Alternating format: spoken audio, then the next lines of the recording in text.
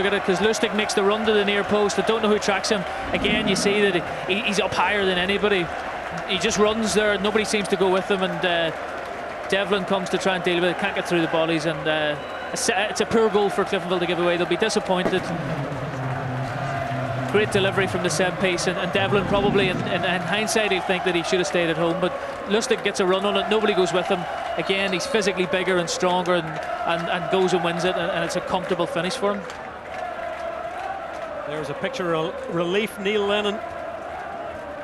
Lustig scores the first competitive goal for Celtic in the 2013-14 season. I think Conor Devlin saw too late what the danger was, and as you say, he couldn't get through that scrum of bodies. Yeah, I mean, it's Lustig's run. He gets there first, and if Devlin had got there and punched it clear, we'd be saying great goalkeeping, and that's the fine line sometimes. But Celtic will be glad they can get themselves in front. They can ease off a little bit now in terms of they don't have to really go chasing it. There's Jim McGuinness, isn't there? Ulster final coming up somewhere soon. His role in the Celtic backroom team. It's been sunny in Donegal recently. Yeah, he's sporting a nice tan there. So. And sunny in Glasgow, I'm sure, as well. So, what have Cliftonville got in reply to that? McMullen with a free kick. Away by Ambrose. Catney.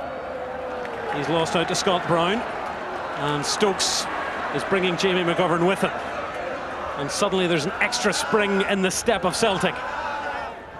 And Conor Devlin, that was a nasty bouncing ball. Anthony Stokes.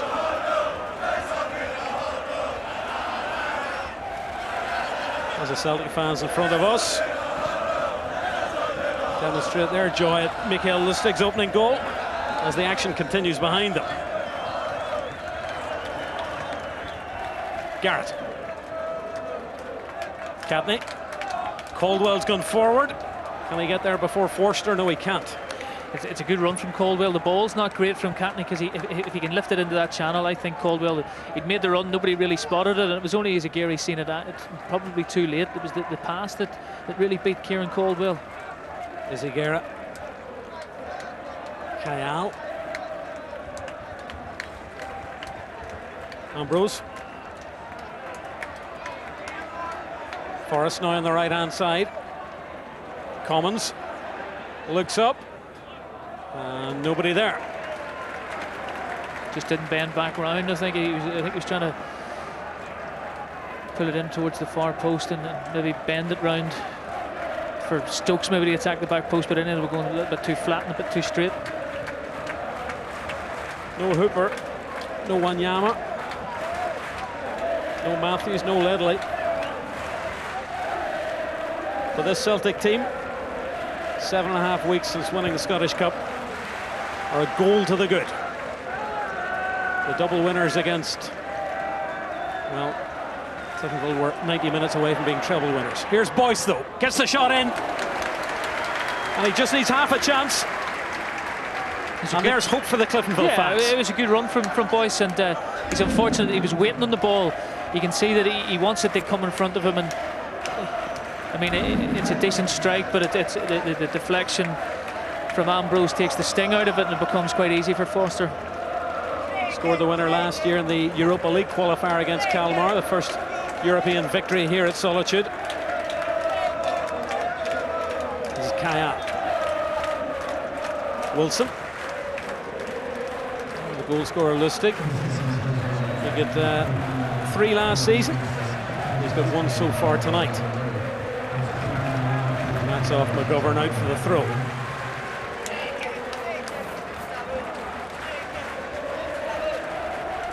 "15 minutes left in the first half." Here's the scorer again. Kayal gets away from Johnson. This is neat stuff from Celtic. Forrest looking for support. There's acres of room in front of Emilio Izagirre now. Right foot, left foot, taking on Caldwell. Back to Samaras. Back post, Lustig's there. Stokes is there, gets the header.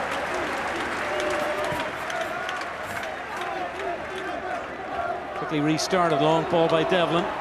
Gormley. It's a high bounce. Catley's coming to support him. And he wins a throw-in off Kelvin Wilson. Former Nottingham Forest defender, Joe Gormley. 30 goals last season, 13 of them in the Cups. Catley can't keep possession. The long strides of the Greek now. Stokes up against Smith. The boys having to come deep for possession. Catley. Gormley just couldn't link up with Garrett. Here's F.A. Ambrose and James Forrest. Stokes is at the back post. Commons is in the penalty area. Falls for Commons. Samaras. Has he overrun it? No, he hasn't. Great finish. Georgios Samaras continues his wonderful goal-scoring run away from home in the Champions League. And it's 2-0. 15 minutes left in the first half. A classy finish, but again, Cliftonville give the ball away high up the pitch, and Celtic are able to expose them. They move it quickly down the right-hand side, and the ball eventually finds its way to Samaras. It's a great finish. I mean, you see the cross coming in there. Commons just nearly looks like the chance gone, but turns onto his left foot and just rifles it in. No chance for Conor Devlin. Well, he claims not to like the non-grass surfaces. Hasn't done him any harm at all in Moscow or Helsinki. We're now in Belfast. So how does that change it? I think we all knew that it was going to be very, very difficult for Cliftonville to stay in the game, but 2-0 after half an hour, I mean, you worry now that Celtic can really, go on and score 4 or 5 and maybe more. So Lustig with the first goal, Samaras with the second. And I think definitely all those worries hanging over Neil Lennon have now disappeared. Yeah, I mean, half an hour in, he's only a third of the way through the first game in the away tie. I mean, it's nice. I mean, we all expected Celtic to get through, but I mean, I'm sure Neil Lennon wanted the game dead and buried in the first leg. He wants to, probably look towards next game as more of a part of his pre-season schedule. Stokes. Clearance by Scannell. His opposite number, Eziguera. A little bit of a tussle. It was a little touch of the hand from Liam Boyce.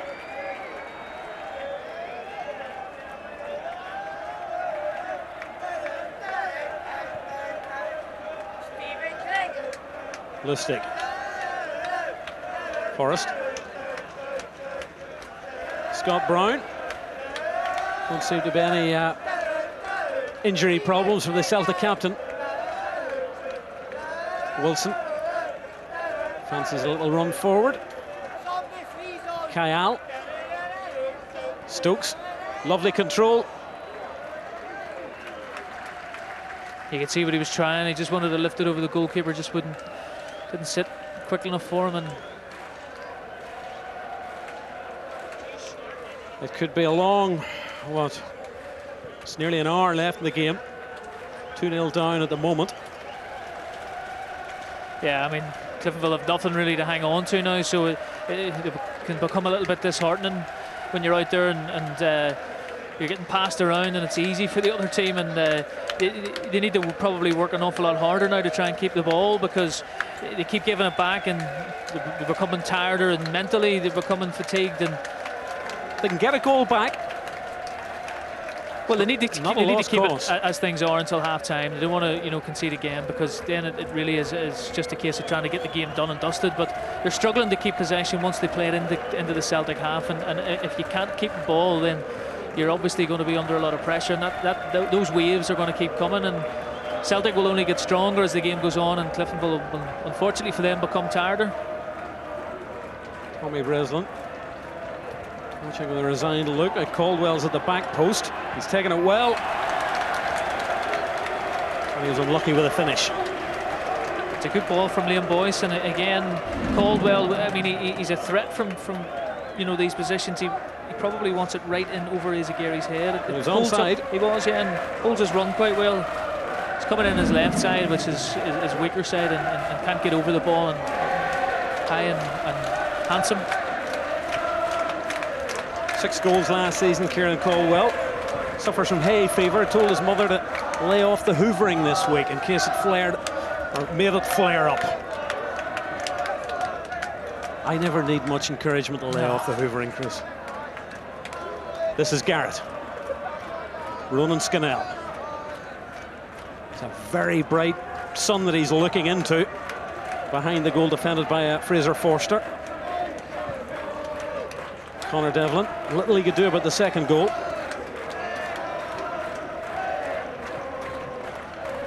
Caldwell loses out, wins it back. Samaras down, or half down.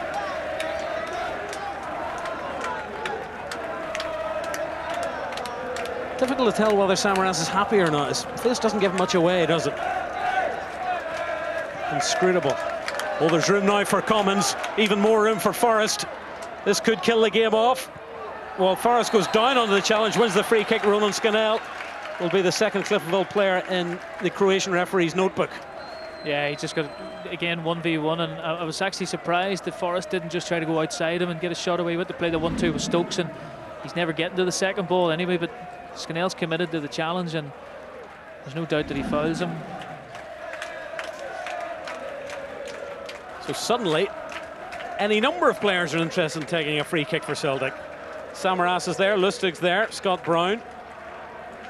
I think Samaras is going to push his way to the front here, Michael. But again, we're just seeing the threat of Celtic on the break. That's where Cliftonville have to be so mindful that it's protecting the area in front of their back four, and not to get over excited when they break into the Celtic half, because that's nearly when they're at their most vulnerable.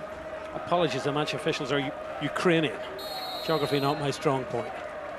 Commons, Stokes off the head of Barry Johnson. There's Samaras. And Watmikov, or the Greek equivalent. Not quite sure what that would be, Michael, but I don't think you got it right. Izagir.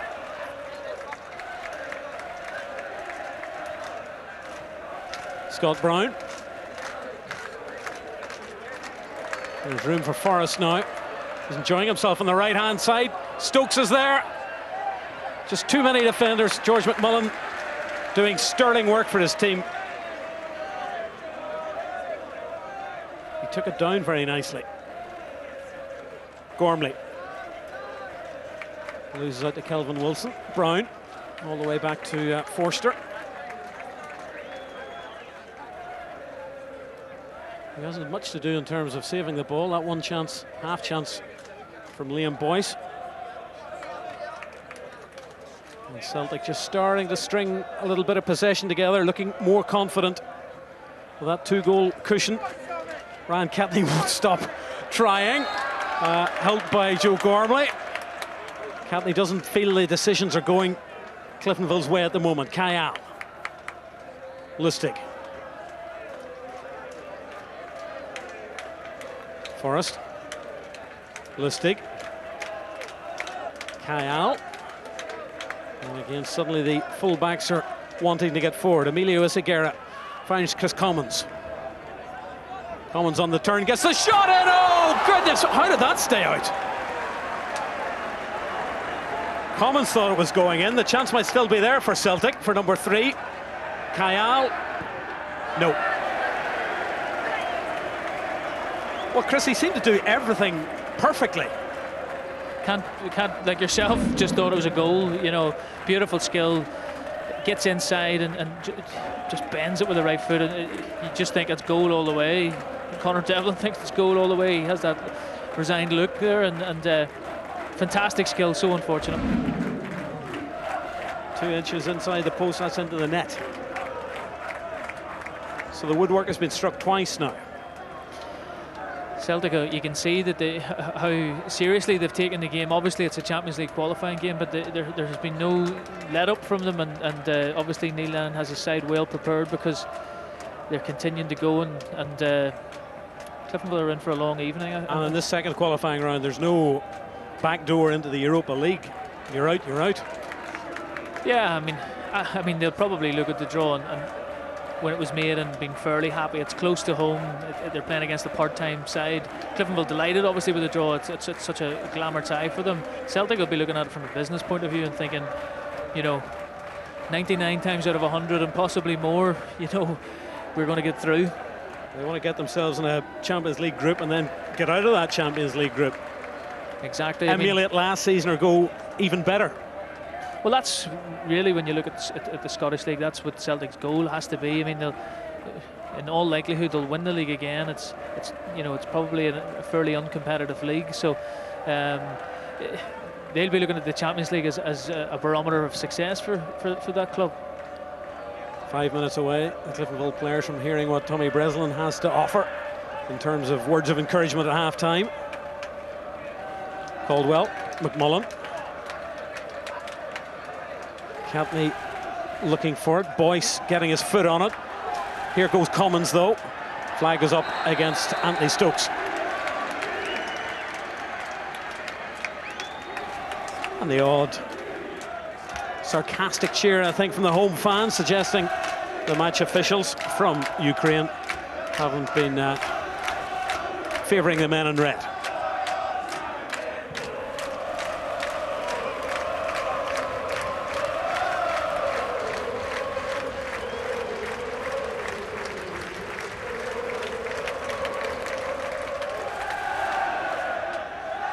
Well, the sales of the new jersey have obviously gone well.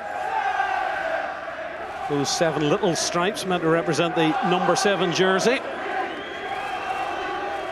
suggesting the likes of Larson and Jimmy Johnson, who wore the hook number 7 down through the years.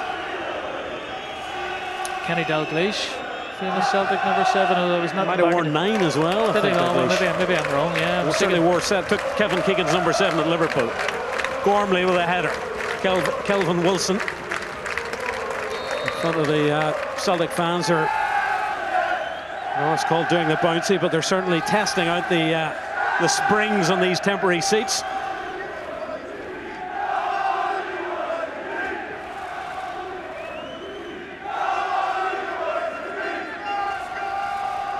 There's Forster. He's put a couple into touch on this left-hand side.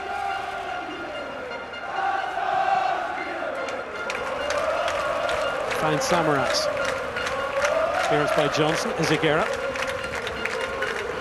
A wayward ball easily intercepted by Ronan Scannell. Garrett. Forward by Scannell. That's off, boys, for the throw-in. And they've run, they've harried, they've hassled, but at the important moments, Celtic have had the touch of class in front of goal. It's just that thing of Cliftonville are just obviously just finding it more difficult to keep possession of the ball, and when it goes forward, it's coming back too soon, and difficult job for those front players. But when it goes up that high, then it's coming back quite quickly, and it just means that they're constantly under pressure, chasing the ball down, and Celtic will, you know, they'll keep playing and they'll keep going and keep cutting them apart. And Cliftonville can only hope that Celtic take the foot off a little bit. At the moment, it doesn't look like that's going to be the case. Izagirre under pressure from Kieran Caldwell. That's not a great ball back to the goalkeeper, and off Gormley. And I think that's into somebody's back garden.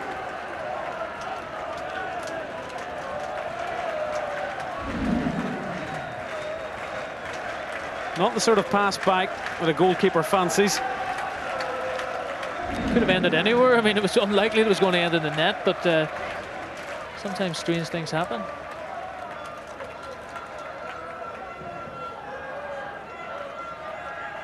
Most of the Celtic half is now in shadow. Garrett. Haven't really seen him run at Mikael Lustig. On that occasion, the Swede did his job. Campney with a throw-in. Scannell. Away by Wilson. Scannell was looking to return the favour to Ryan Catney, but midfield man had just moved. And at the moment, it's Celtic firmly in control, 2-0 ahead. Lustig and Samaras with the goals.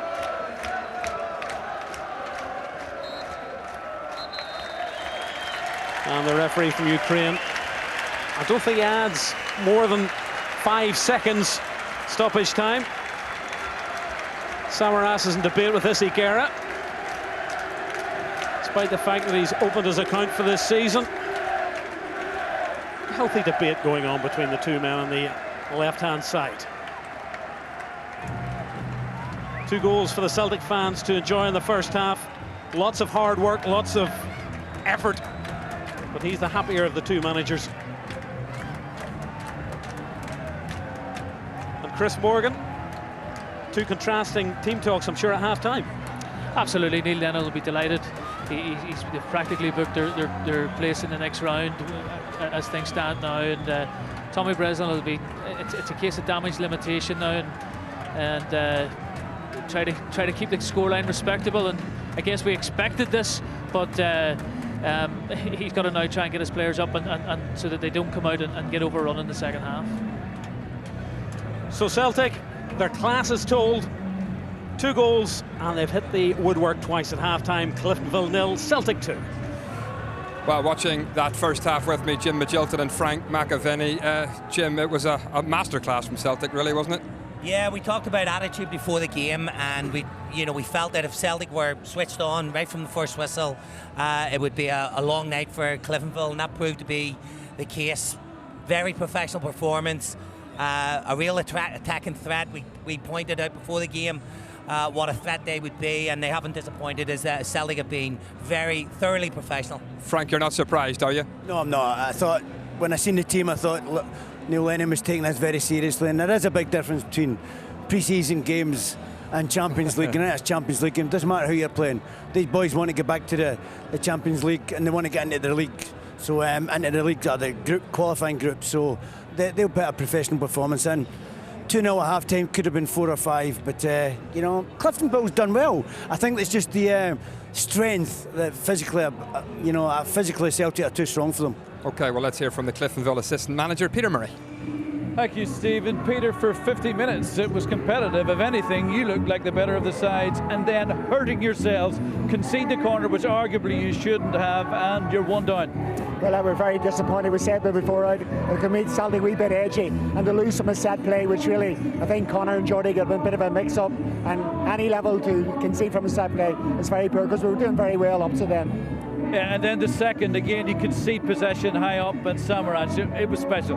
Well, it was a special goal, and that's a different level. We lost the ball up in there, the far third of the game. They broke at pace, and great famous from Samaras. The lads then knocked the coffins out a bit, so it's really going to have to get the truce back up. But we had played very well ourselves in parts. We could have sat in, but at least we had a bit of a goal tonight. Yeah, Boy's probably the standout performer for you. He looks very comfortable. Well, you see, Liam, he could play at that level of football without a question. Any time he gets it, he's maybe our hope at the minute.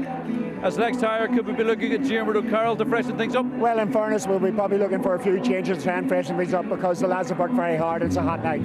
Thanks for joining us, Peter. Ta. Well, Celtic have certainly come very much attack-minded tonight, Jim and Frank, and they set their stall out early, didn't they? They did, as I say, they passed the ball very, very sharply, and we were talking about the surface, but Samaras has picked, in particular, has dropped off deep, caused problems to the back four. Forrest has given Jordan McMullen, a tough time at times, and it's a great header from Chris Commons, and that was early on, so that was early warning signals for Celtic. I think Forrest was the danger man early in the first 15 minutes. He got a lot of the ball, and he was causing all sorts of problems. Him and Samaras work together, as you can see. That's a great ball out again, and he should just put the laces through that, as they say. Yeah. Stokes too, Jim, is a handful. Yeah, dangerous. He's finding little holes. As I say, he's finding little holes in between, the Cliftonville midfield four. And the back four don't really want to go and mark him. Neither centre half's committed to go and mark him. So it's a difficult one. Both Stokes and Samaras have caused real problems. And then this from Kyle. Kyle again, centre of the park. The two boys, McCartney and Johnson have had their work cut out. You know, they're the amount of energy they've expended, especially in there, they're chasing shadows at times, simply because of Celtic's passing. They've been finding players particularly easy. And Frank Giles gets something to prove with Yammer going. He's wanting to take his place in there, so he's got something to prove, and he'll be wanting to do that all the time. And Celtic look a bigger side, even just looking at them on the park, don't you they? can see it. I mean, these boys, I think they played well, Cliftonville, but they're just physically, the boys have been working all day and coming and doing this. Celtic are so powerful and they're so professional. As Jim says, they're doing it. It depends on the attitude, and they've came here and they've done a professional job. And every time there's a set piece, you just fear. You fear for Cliftonville. Neil will want to finish it in this tonight. He'll want to finish it tonight, so to give him more rest. And that's exactly how the goal came from that George McMullen clearance, which he almost put in his own net, Jim. He did, and let's give him the benefit of it. George McMullen again is a very good player, but I think his heart was in his mouth here. He didn't really know where that was going, but in all fairness, he dealt with it. Was that a knee or a shin? And then from the set piece, it just looked so simple, didn't it? Well, I'll tell you, he made a great run. Like, nobody picked him up. He just, once you get a lad like 6'3" or something making a run. And the quality of the ball, Frank, the quality of the ball. Chris Commons, as we all know, has got a great left peg. But Lustig goes and attacks it. Conor Devlin's in no man's land. Yeah, that's been worked on the training ground. The Irish League, Frank, is famed for a bit of rough and tumble and getting the tough challenges in early. And Samaras certainly had a bit of treatment tonight, didn't he? Do you know what? They put him on the ground a couple of times, and for 10 minutes. For 10 minutes he was moaning, and he stayed out the game for 10 minutes. Yeah. And then when he came back in, obviously with a goal, so that'll, he doesn't like it. He doesn't like it. He wasn't particularly happy with that. He doesn't like people standing on him. A little reminder of what this game is all about. So, welcome to Ireland. Yeah, exactly. Yeah. But he bounced back, didn't he, and really showed his class. And for a big player, for a big fella, he's got great touch with both feet. Yeah, as I say, I think the manager deserves so much credit for it, because he was getting a little bit of stick from the Celtic supporters, and Neil's given him his confidence, and he's responded. Like, he's such a good player. For a big man, like, he moves the ball to his weaker side, if you like, Frank. It's a great strike. He's got something in his locker that a lot of Celtic players haven't got. When he can chest the ball down, he's back to goal, turn and run at people, and it's great to watch when he's in full flow. And if Cliftonville were to be successful tonight, I suppose that old term we use in Northern Ireland, they were going to have to get stuck in. Yeah, it's a big half-time team talk for Tommy. They looked as if they were disheartened going off the park. He's got to get belief back into the side. Again, the first 10 minutes is very important. Celtic get another goal, the game's over. If Cliftonville can raise their game, get a few chances, maybe get a few set pieces themselves, play in Celtic's half for 5 or 10 minutes, then that builds confidence, and hopefully, as I say, they can still make a game of it. Cliftonville fans will be enjoying your optimism tonight, Jim, because it is 2 at half-time, but it could have been more. Commons hitting the bar, Frank, just before half-time. Great header with Commons, and it was, again, Forrest, was it Forrest that crossed it? Yeah, it was, it works well. They work everything so well. Well, that's a Commons hitting him. That was just, I thought you were talking about the header. Commons, he's done well holding on to the ball, and everyone thinks that's a goal. That's fantastic. He doesn't pick his head. Doesn't have to pick his head up. He knows where the goal is. Stokesy ran at him to congratulate him. I thought it was in. Yeah, it's great playing, and as I say, they possess that individual brilliance. I think Cliftonville are reliant on Liam Boyce. Boyce's done well when he's landed on the ball. He looks like the one Cliftonville player that can make things happen. It's just that he's been starved of the ball, and Celtic have controlled possession. There's been a couple of balls over the top here as a Gary that Boyce has got on the end of, which Lenny will not be happy about at half time. But all in all, I think they've just been too strong for them in the first half, to be honest. Okay, we'll talk more about Liam Boyce in a moment. But of course, the Donegal Gaelic football manager Jim McGuinness is in the backroom staff at Celtic, and he's pitch side tonight talking to Mark Seibel. Yeah, Stephen, he happens to be performance consultant with Celtic. Jim, welcome to Belfast. Performance consultant. What's your assessment of the first half performance?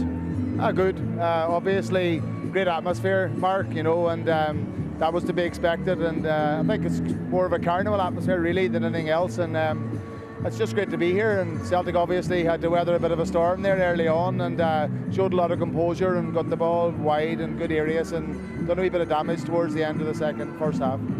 Neil works at getting their feet right, you work at getting their heads right, and for a couple of weeks in Germany it looked like you derailed as a club. How big a concern, Jim, was it coming in here, given that of the 4 games you'd played pre-season in Germany, you'd lost, conceded 12 goals and only scored 3? Well, I think you've got to put it into context, really. You know, the season only had ended 3 weeks, and a lot of the players were away on holidays. And you know, even Scott Brown, talking to him in the hotel there, he'd only 3 sessions done and 60 minutes under his belt in the lead into this game. So they're just starting to build for the season now ahead, really, and trying to get ready for what will be another very long season. And obviously, they're trying to move towards full fitness and the quest of another Champions League campaign, and obviously the SPL as well. Someone in the crowd said to me, if you're talking to Jim McGuinness, would you remind him that Celtic are ahead in goals, but Cliftonville are ahead in points? Well, I suppose so, but I think Cliftonville, I suppose they had a fantastic season last year, and this is really the icing on the cake for them in many respects in terms of the draw, and you know, for the players themselves to be involved in this tie, it's something that will live very much in their memory for the rest of their life, so I'd imagine. So it's fantastic for everybody to be here. Wish you well Sunday, Jim, and thanks very much for joining us. Cheers.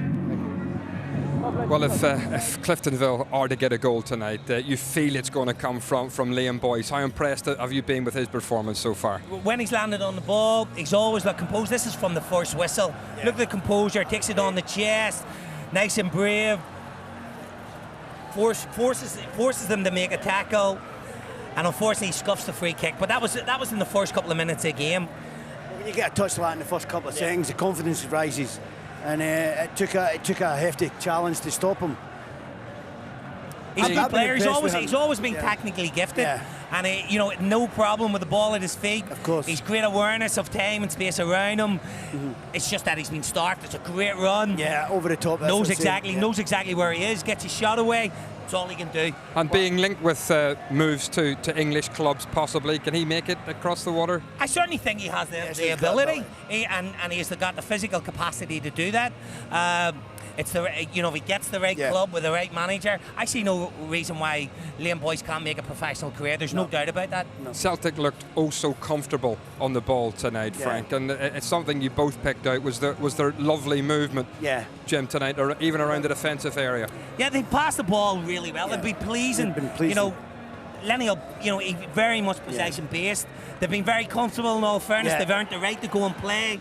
You know, they've been able to get their head up and play. Scott Brown, for example, you know, he's had that opportunity to get his head up, pick out a great Scott pass. Tends to sit in the middle and let Forrest and Kyle and that make runs, and Commons sort of swap and change.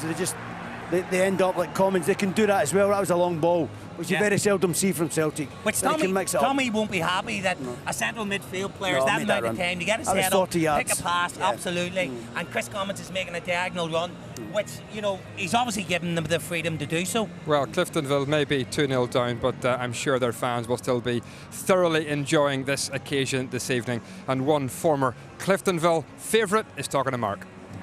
Thanks, Stephen. We're fighting the decibels down here. That Cliftonville favourite is, of course, Tim McCann. Kim, the guys have pretty much analysed it there, but forensically, let's talk about the occasion briefly. It must make you particularly proud. Yeah, I mean, obviously proud. I mean, you know, obviously play for Cliftonville. I know a lot of people here that put a lot of hard work into what the events that have gone on tonight, but okay, Cliftonville's getting beat, but they're not embarrassing themselves. I think now it's all about the occasion. It's all about the Irish League and, you know, what this has done for Irish League football. I mean, you look at the night, look at the weather, you know, who'd have believed that if a couple of months ago players were throwing snowballs at each other. So you look at the crowd here, everyone's enjoying themselves, and that's what it's all about. I've met about 300 people here who've told me that they played in that game with Frank McAvenny. You actually did. He was a good one. Yeah, I mean, they brought Frank in for one game. I think it was a semi-final at Windsor. We actually won the game, I think, 2-0. I was at her then and put a couple of crosses into Frank. But it was a brilliant game. It was a good experience for me. But as I say, let's hope Cliftonville can get do themselves a wee proud and get a wee goal in the second half. But your coach's hat, what would you do if you were Cliftonville? I know people mightn't like to hear, but I'd probably take Joe Gormley off. He's not really holding the ball up. He's not in the game. And maybe put Dermot O'Carroll up to hold the ball up, and then let him feed off Boyce. Cheers, Tim. Thanks. And briefly, Frank, you enjoying being back in Belfast tonight? I am, yeah. I always enjoy coming over here, and it's no different tonight. It's a great atmosphere and good game we've been watching. And what can Cliftonville hope for at best second half, Jim? Just more of the same, and maybe a little bit of lady luck, you know, and maybe hope that Celtic fall off the pace. maybe one or two of the Celtic players now get complacent, but Tommy knows this team better than anyone, so he knows that they're not going to give up, and he just wants to, I'm sure that they maybe get on the score sheet. Yes, we'd love to see a Cliftonville goal. It's time for the second half. Let's rejoin Chris and Michael. Thank you, Stephen. I never knew before this evening that Frank McAvenny had played for Cliftonville. There's a quiz question waiting to be answered at some stage. No sign of any changes. 22 players who started the second round qualifier first leg here at Solitude. And Sergei Boyko checks all his watches and gets us underway in the second half. And there's the score of the first goal. Mikhail Lustig looking for the score of the second. Giorgio Samaras. Chris Commons perhaps the unluckiest man with 2 assists and 2 strikes against the woodwork in the first half. And that's Joe Gormley, the man that Tim McCann would like to see replaced. Chris Morgan sitting beside me. What do you think of that opinion? Yeah, I can understand where he's coming from. The hardest thing in these games is keeping the ball and keeping it up front. And Dermot O'Carroll is probably a better fit. I guess you're looking at Joe Gormley as such a goal threat, but I mean, you're not going to get too many opportunities in a night like this. Here's a goal threat. Samaras taking on his defender and trying to either get it over to the back post to Stokes or lob it over Connor Devlin. Either way, didn't quite work out, but there's the pace of Giorgio Samaras. Yeah, good feed inside the box, and it was well defended. I think it was Mark Smith. He stood up long enough, he was able to just get a little bit of a nick on it, and it sort of became quite comfortable for Connor Devlin to take it on his near post. That sunshine that bathed the pitch in the first half. It's really only in the half defended by Fraser Forster. And F.A. Ambrose finds Lustig. Samaras, little cushioned header. Stokes. Good work done by Mark Smith to get the ball to Scannell. And back to Connor Devlin. McMullen. This is Caldwell finding Joe Gormley. Caldwell slightly overruns that. Ambrose gives it back to Forster. And the latest in a series of firecrackers goes off in front of us. Samaras, he does seem to be about a foot taller than every other player in the pitch. Caldwell down under the challenge of Izzy Guerra. And Boyko, Mr. Boyko, the referee, gives Cliftonville the first free kick of the second half. Options on the bench include Chris Curran and Joe McNeil, the new signings for Cliftonville, along with Marty Donnelly and Dermot O'Carroll. As we see Jamie McGovern go to the back post. Smith is up there as well. Half a dozen red shirts for McMullen to aim at, and he only can find the forward of Chris Commons. Catney to Ronan Scannell. It doesn't look as if Cliftonville are depressed by that 2-goal disadvantage. F.A. Ambrose. His lack of match time doesn't seem to have affected him this evening. Lustig. There's Jamie McGovern. He's lost out to Samaras. The tidy up work was done by Barry Johnson. His great uncle is the wonderful Charlie Tully. Provides the link between Cliftonville and Celtic, one of the many little player links down through the years. Long ball searching for Garrett. Lustig's back. That's not enough, and a chance for Garrett. And Lustig didn't do any favours to Fraser Forster. No, decent ball, and Lustig here doesn't get enough on it, and Stevie Garrett, he has that pace, and he's unfortunate that when he doesn't get enough on it. Tries to just, you know what he's trying to do. He's going to try and lift it over Foster's head into the net, but not great defending from Lustig. And if Cliftonville get a little bit of luck in that situation, they get themselves back into the game and something to fight for. But a little bit of sloppiness from Celtic defensively.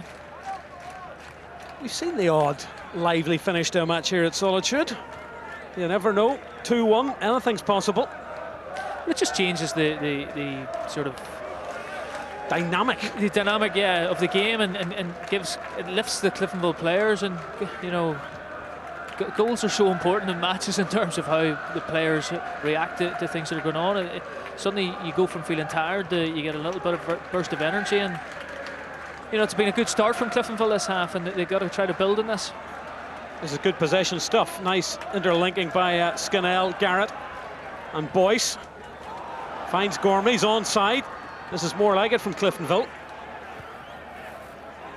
It's away by Ambrose, Catney, McMullen.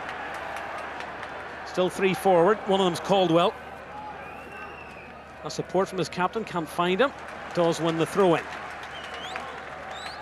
This has been a good 5 minutes from Cliftonville at the start of the second half. Yeah, it has, and they've got to try to build, as I said before, they've got to try to build in this. Celtic haven't come out as good as they were in the first half, and maybe just that, you know, they think the game's done and dusted, and if Cliftonville can get one again, it's sometimes hard to turn it off, you know, turn it back on. Caldwell too close to Forster after his early couple of wayward clearances. Fraser Foster has looked slightly more at home here at Solitude.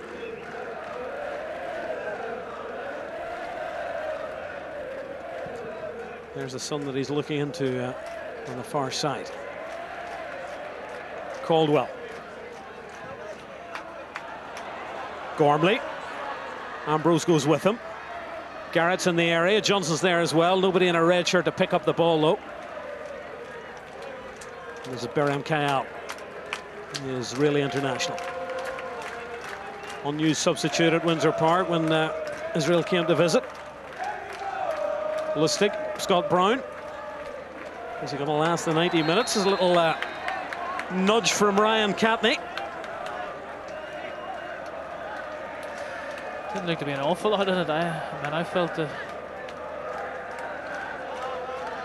Ambrose will play it across to Izagirre. Options on the bench for Celtic include Tony Watt, who scored that goal against Barcelona. Amido Baldi, one of their summer signings. Tom Rogic, the Australian. And Dylan McGeoch, who scored a famous individual goal against St Mirren a couple of years ago. Scannell. Back to Garrett.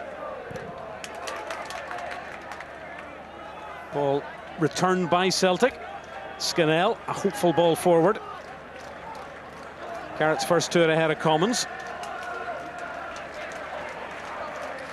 But just occasionally the first touches let Cliftonville down this evening, Chris. Yeah, sometimes. I mean, you've got to give them credit as well. It's a huge step up for them, and they're by no means embarrassing themselves. It's a big ask, and they're competing.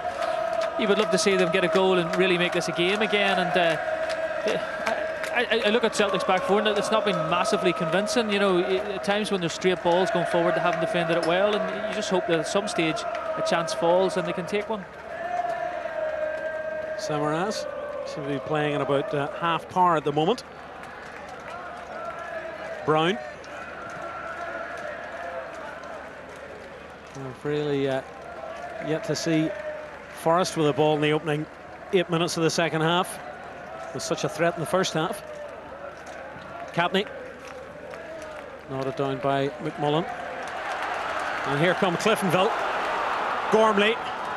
Can't get past Ambrose, but that's very encouraging for the fans in the blue or in the red jerseys here this evening. Yeah, absolutely. A lovely bit of football from Cliftonville. The sort of football we were accustomed to seeing them playing last year. One touch, confident, and lovely interchange between Caldwell and George McMullen, and Gormley into that right channel where he's so dangerous and unfortunately just doesn't get away from Ambrose. Johnson it was, giving the ball away to Samaras. Kayal, nice turn. Forrest. Quick break by Celtic. Stokes. Commons is at the back post. Samaras has now arrived. Izagirre. And this is Scott Brown, the captain. Celtic now just playing the game at the pace they want to. And Lustig down under the challenge of Liam Boyce.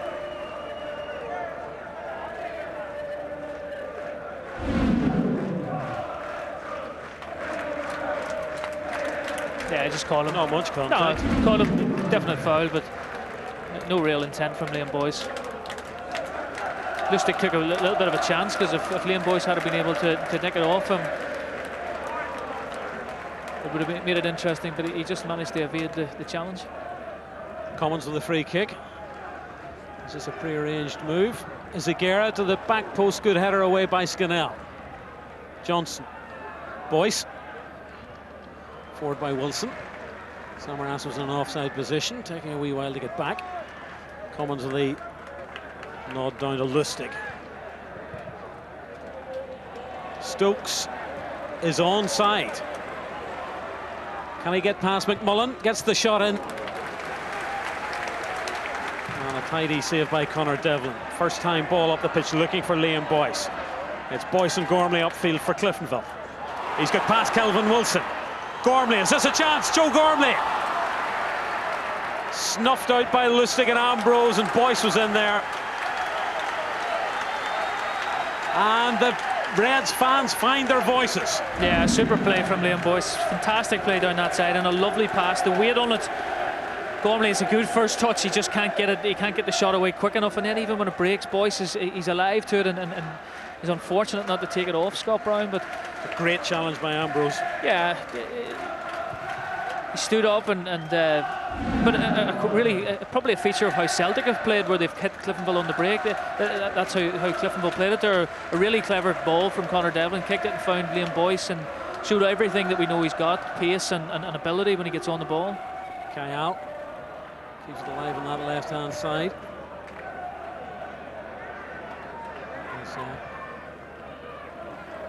Forrest eventually linking up with Brown, and then Stokes, and Celtic retaining possession. Commons, Lustig. Scott Brown looks up. With 8 red jerseys in front of him. And now there's space for Lustig.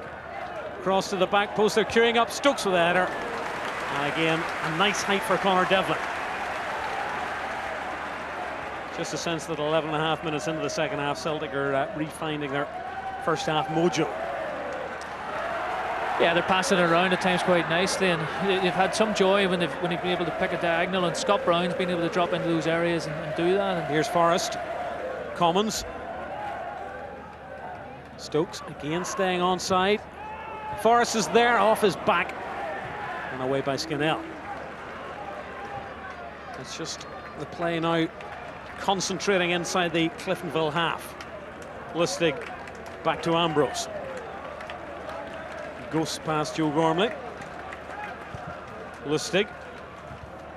Ball wasn't struck firmly enough to find Stokes. And suddenly it's Celtic in possession all the time, and on that occasion Stokes didn't time his run correctly. No, but again you can see they're consistently trying to get onto the shoulder on the far side of George McMullen and play on his shoulder, and it's the diagonal pass, and they're getting joy from it. Again, it's Caldwell on the right-hand side for Cliftonville. Just can't bring the ball with him. Izagirre, Wilson, Kayal. Here comes Celtic on the left once again. Forrest. Kayal's inside him. Commons is the back post. Stokes thinks about the shot. Well wide. Yeah, it was never really going to threaten Conor Devlin. It was a lovely ball by Stokes back into the left-hand channel as he came into the centre-forward position. And he was one of the Scottish Cup heroes last season, one of those winning goals in the quarter and semi-finals. All that drama against Dundee United. He just played himself back in, I think, at Celtic towards the end of the season, and it seems to be now flavour of the month again. And with Hooper probably moving on, then he's got an opportunity to really, I suppose, cement the place in the team. We might yet see the new signing, Baldy, before the game is over. No sign of movement in either of the two benches, as the pitch is almost entirely covered in shadow now.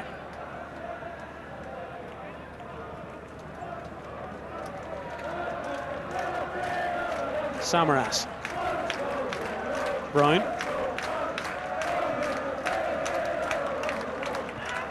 Forrest popping up on the right.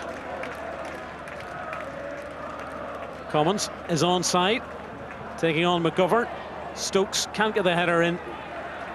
And we'll break to George McMullen. McMullen finds Cadney. Maybe room on this left-hand side. Garrett had made the run. Back with Smith. McGovern. The weighted ball. Well, Scannell had been, well, twice as quick and 10 years younger. He would have got to the end of that one. Is that a shot and goal? Scott Brown. I don't know if Foster was expecting that. No, I don't think he was expecting it. Right down the middle of his goal is the... Kyle tussling for it. And tussling illegally.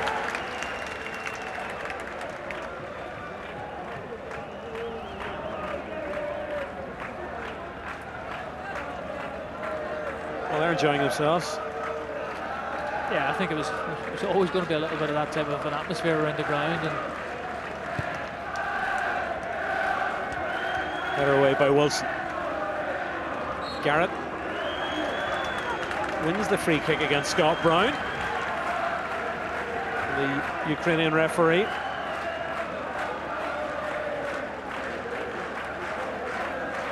Mark Smith's going forward, quickly taken for Garrett. Caldwell offloads it, chance! And there was the opportunity. As Mark Smith was up for the set piece, he was maybe expecting to hit it with his head.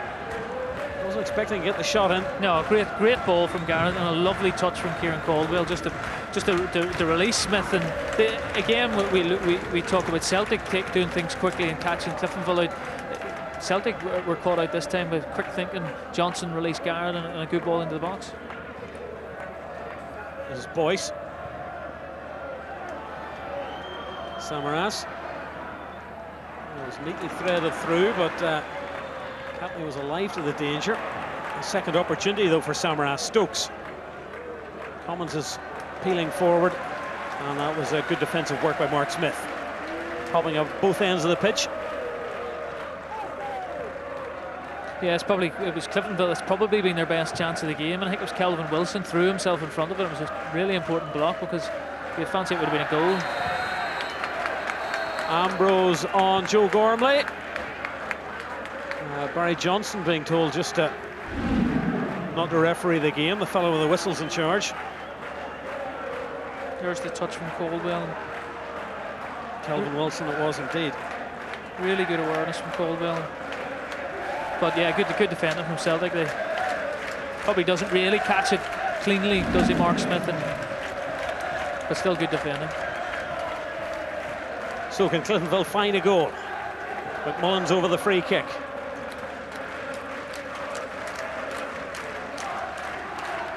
Smith's at the back post. Garrett's there, Gormley's there, Boyce is there. Forward by McMullen. Looking for Smith. Might yet fall to Barry Johnson! Well, he had to hit it first time. Yeah, hard to get over it because he's waiting for it to sit and knows that he has to get a shot away before he's closed down, but just then can't get over it enough and doesn't threaten the goalkeeper. But Cliftonville still they hammer away. It's a high slice by McMullen. Gareth to Samaras. Samaras concedes possession, as does Liam Boyce. Lustig. Just over 25 minutes left at Solitude.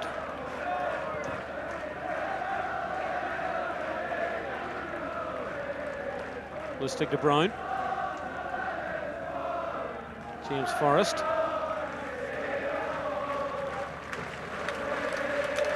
Forrest again. Commons. Possession stuff from Celtic. Looking for the gap, looking for the opportunity. Commons hit the woodwork twice. Will he find the back of the net? Great save, Devlin. And still Celtic press. As a Garrett forward for Commons. And Devlin happy to see the ball into his gloves. Yeah, some lovely football from Celtic. Just kept it, moved it around, and Again, it's that thing where the other team have a lot of the ball and they pass you and pass you. And Cummins, when he gets into that position, just drops the shoulder and goes past Mark Smith. And good strike, but well saved from Conor Devlin. Brown with a deflection off Boyce. Caldwell. Didn't work out for Caldwell. Forrest has made the run forward. And stays onside. Can't get past Ronan Skinnell. Terrific challenge. And Cliftonville try to build from the back. Boyce is there. Ball taken off his toe by Berham Kayal.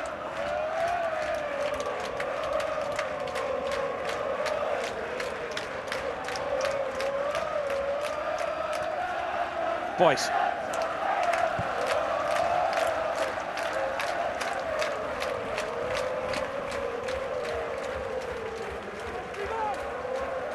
Is he going to lead Celtic in their first ever competitive win on Northern Irish soil? Away by Kelvin Wilson.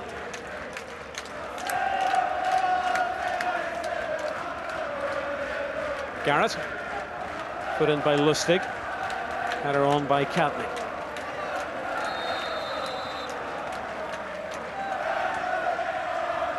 Garrett penalised for the high foot. Yeah, it's just a challenge that you never get away with in the European game. You get a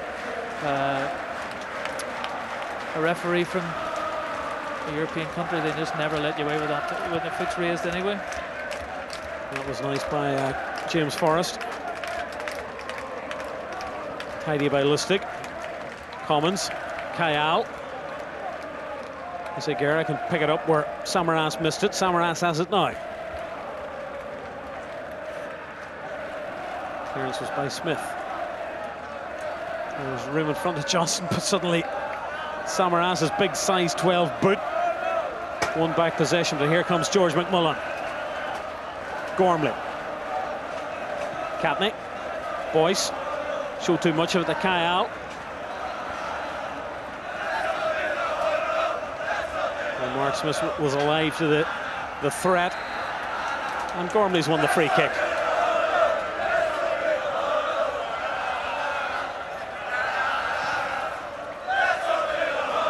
We're about to see a change in the Cliftonville side.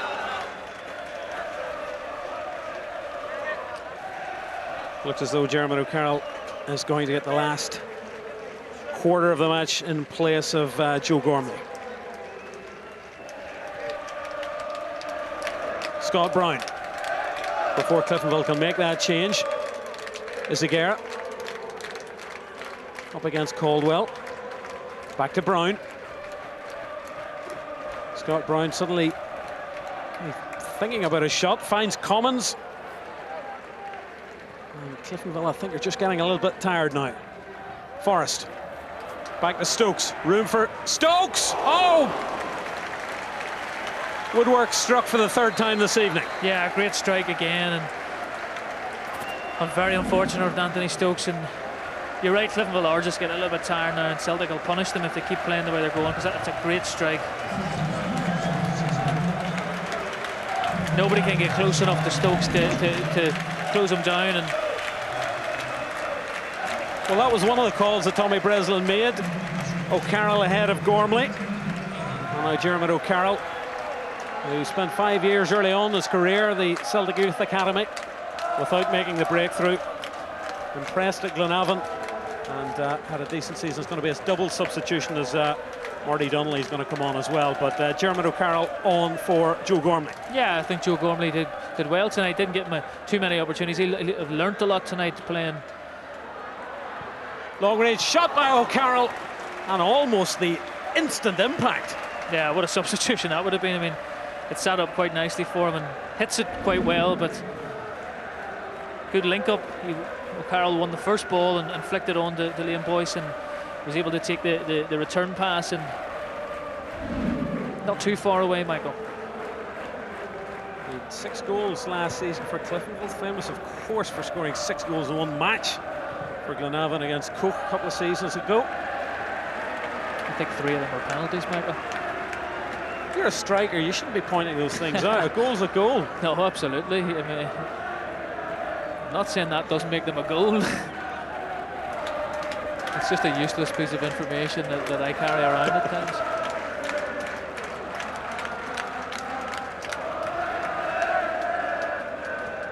Just a shade over 20 minutes left. 2 goals and 3 efforts off the woodwork for Celtic. Ronan Scannell gets the ball back to his goalkeeper. And he gets good distance, Devlin again. Strikes a clean ball. Wilson was up for Celtic. Boyce beaten by Ambrose. Catney. McMullen. Caldwell's run was snuffed out by Eziguera. And Samaras inside his own half, finding Lustig, the man who got the goal scoring underway after 24 minutes. Emilio Eziguera, Samaras. Scott Brown looks up, sees Mikael Lustig making the run. Lots of movement, lovely movement by Stokes, great ball by Commons. Forrest goes to the back post, well watched by Mark Smith. Boyce, O'Carroll. Here's Johnson. Now, can Cliftonville break with Caldwell? Boyce. Barry Johnson. Boyce. Sees Caldwell's free. Gets a second go at it, Kieran Caldwell. Well, that was lovely by the skipper. Boyce, that was excellent by him. Here's Caldwell inside the penalty area. Just wouldn't fall for him. The cause is not yet lost. I'm sure the Cliftonville fans are thinking that, Chris.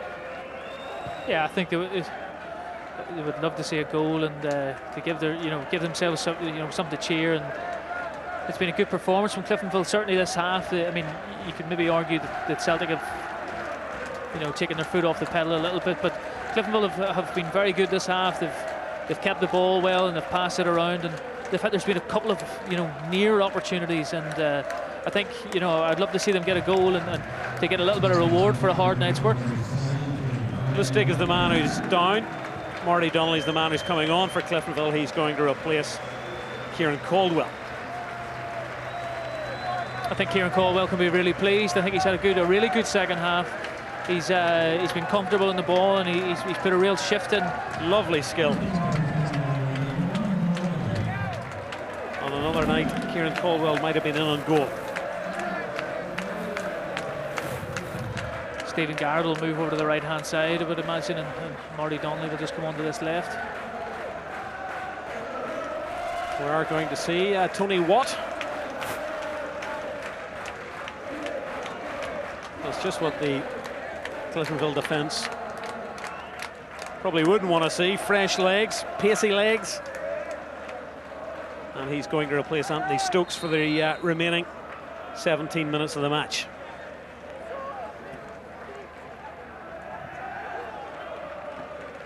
He's not on yet.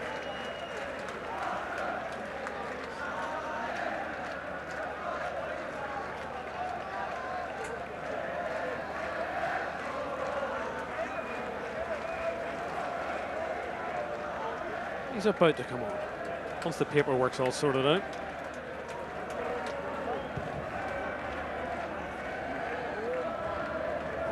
McMullen.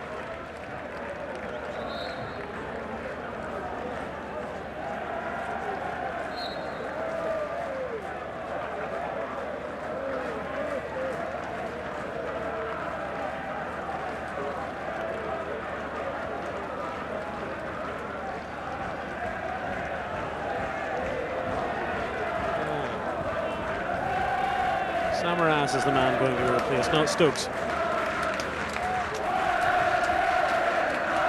Yeah, he's walking around now, Samaras. I don't know whether he feels he's done his bit. Forrest. Samaras. Brown. Commons. This is Celtic at pace. James Forrest, Samaras, Isigera. And Giorgio Samaras leave us with an assist. Well, he supplied the ball for Forrest. He just found the stomach of Conor Devlin. Another big clearance. First time ball up towards Boyce. Isigera. Kayal. Just feels as if it's fizzling out this game now, Chris Moore. Yeah, I mean, it's Celtic are probably quite happy. They've you know, it's job. I mean, nearly all done at this stage. You know, 2-0 in the away leg, and they'll be more than happy. It's a good workout for them tonight, and it's going as most people would have planned. But Stokes, Chris Commons. Stokes does well to get the ball back. What a shot! Great strike again, Michael. Well, he won the ball back, and then he just one thing in his mind, one too far away. No, he's been impressive tonight. Stokes, his movement's been super, and his link-up play at times has been very good. And he looks like he's really on his game, and he's had a little bit of a difficult time, I think, at Celtic, and now he seems to be backfiring on all cylinders. Well, the big bearded fella has done his work. He makes way for Tony Watt, who's got 14 minutes in which to make an impact at Solitude. Looks like he's going to go and play on the left-hand side. I thought he'd maybe just put him right up there with Stokes, and go 4 in midfield, but he'll always be remembered for that goal against Barcelona. Yeah, I'm sure he'll score plenty more in the hoop jersey. Still only 19 years old. McGovern. Smith. Cut out by Forrest. Scannell. First touch for Donnelly on the left-hand side. Boyce taking on Ambrose. Doesn't win that particular battle. Commons.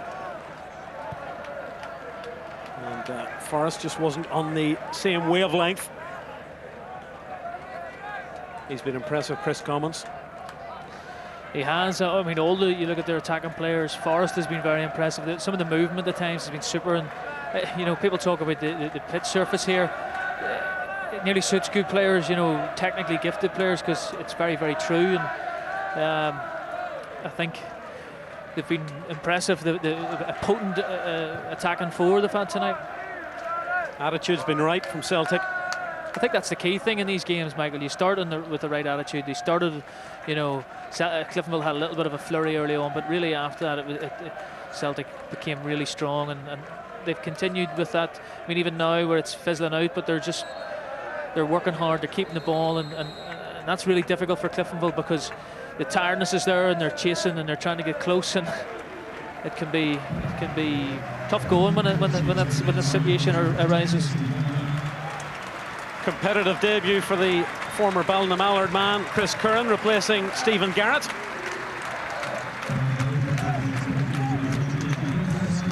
Curran, part of the same Manchester United youth setup that Conor Devlin played in, and he's one of the big stars in the County Fermannah's first season in the Danske Bank Premiership, and a big move for him, Chris. Yeah, and I've spoken to a few of the guys, and they've been really impressed with him in pre-season. He looks like he's comfortable. I mean, he'll fit their style. He's technically gifted, and he's a good signing for Cliftonville. They've strengthened, and you look at all the players they've got. They haven't lost anybody. You know, there was suggestion that some of their big men may be moving on to bigger and better things. I guess that might still happen with Liam Boyce, but adding Curran makes them a stronger squad, and chipped in with 8 goals as well for the Mallards last season. Yeah, and you would fancy that he could do that again. He'd probably get more chances in a Cliftonville shirt. His competitive debut. Joe McNeil still waiting for his. And he won't make it this evening. Cliftonville have used up their 3 substitutes. As the clearance by Jamie McGovern took a deflection off Tony Watt. 11 minutes left to play, still 2-0. Maybe surprising that the half-time scoreline hasn't been added to. I think Cliftonville can take great credit there. They've been quite, solid this half. And maybe Forrest is going to do something about that. James Forrest beaten 1-2. Couldn't find the finish. Yeah, he skipped away into that channel. You were waiting in the net to ripple. And gets into that situation and scuffs it a little bit. I mean, he would have been aiming across the goalkeeper, but just that little explosion of the black rubber material suggests he didn't make decent contact with the ball. He'll be looking to nail down a first-team place this season. Chris Commons makes way for Tom Rogic, the man who sprang to fame through the Nike Academy and is enjoying life at Celtic. 20-year-old Australian international. He's played most of the pre-season matches, and it had been thought he might have got the chance this evening, but in the end he's got 10 minutes. Yeah, it looks as if he's going to play just off the front player again. And obviously quite a versatile player. He's played most of his games at the back, has he not? Rogic wearing 18, that's Tony Watt, another of the second half substitutes.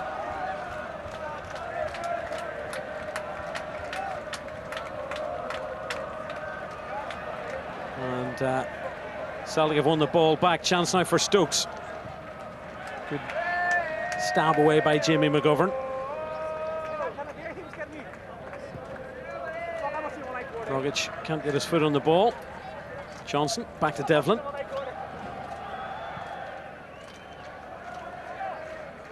O'Carroll. Donnelly can't get anywhere. Well, O'Carroll's won the ball back. Donnelly did enough work to put off F.A. Ambrose. Here goes Marty Donnelly, the former Crusaders man. Is the ball going to break for him against Kelvin Wilson? Well, marks out of 10 for tenacity. And still the pressure being applied. Catney. Nice switch ball to Donnelly. Boyce. This is good. Johnson. I don't know if that was more close to the goal than his previous effort. Yeah, it's tiredness there as well. I mean, it never really gets close, and probably wasn't on for Barry Johnson to try the shot there. Although I don't really think there was too many other options for him. There was certainly nothing obvious, but again, Cliftonville work hard to get it back, and credit to them. They're continuing to work on and keep going. And that was Jamie McGovern. A little tussle with his defensive partner, Mark Smith. Devlin. This has been tested under the high ball. He hasn't been found wanting. And Curran loses out as Tony Watt makes his way down the left-hand side, links up with the fellow substitute Rogic. Brown. Lustig. Rogic. Brown. Lustig being forced back by Liam Boyce. Forster. Stokes keeping his eye on the ball. Rogic. Forrest. Tries to set the ball up for Andy Stokes.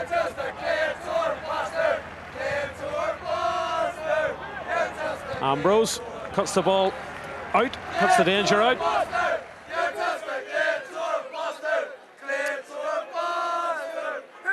Apologies if you've been hearing some of the chants of the fans in front of us. Who aren't watching the game. They're giving my co-commentator some abuse, but here's a chance for Forrest, and he wraps it up. James Forrest with a very tidy finish. And that has ended any suggestion that the second leg will be competitive. And you can't deny James Forrest the goal for his work this evening. Yeah, again, he gets in that situation where just that pace that he has, and he gets 1v1 against McGovern, and all he wants to do is shift that on the right-hand side, and again, you expect him probably to go across the goalkeeper, and Conor Devlin's beating his near post, but it's... Well, there's the pace, and there's the finish. Yeah. 3-0. Cliftonville fans heading to Glasgow. They'll enjoy themselves next Tuesday night. The game will be live on BBC Radio Ulster. But I think that is Celtic safely into qualifying round 3. Yeah, I mean, I think even a 2-0... If there is any doubt about it. No, it's a little bit unfair, I think, on Cliftonville. 3-0. They've worked very hard, but it's a tough night. You're 90 minutes. They're playing against a team that they're getting stronger and fitter, and they're getting tireder, and more chances come along. So 5 minutes left. Well, 4-0 would be a pretty unfair reflection, but Tony Watt is going to do his best to try and provide a chance or create something for himself. Rogic.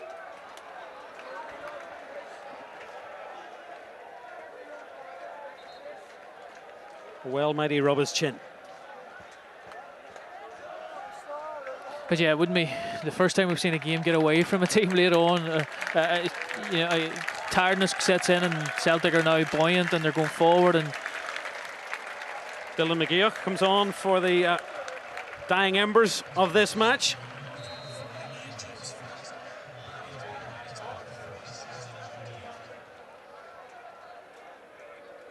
The man famous for scoring a brilliant solo effort against St Mirren. And he's going to pop up on the right-hand side, but Rogic does now find him. McGeoch. Ball just taken off the toe of Anthony Stokes. Back towards Rogic. Just getting a little bit ragged this game now.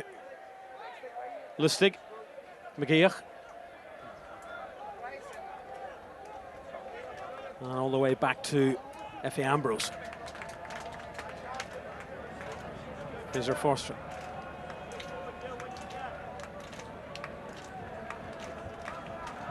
Wilson finds Scott Brown. McGeoch's looking full of beans on the right-hand side. Lustig. Scott Brown. Tony Watt's appealing for the ball on the left-hand side. Might eventually get work to him through Izagirre, down under the challenge. And that's okay, says the referee. Back to Devlin.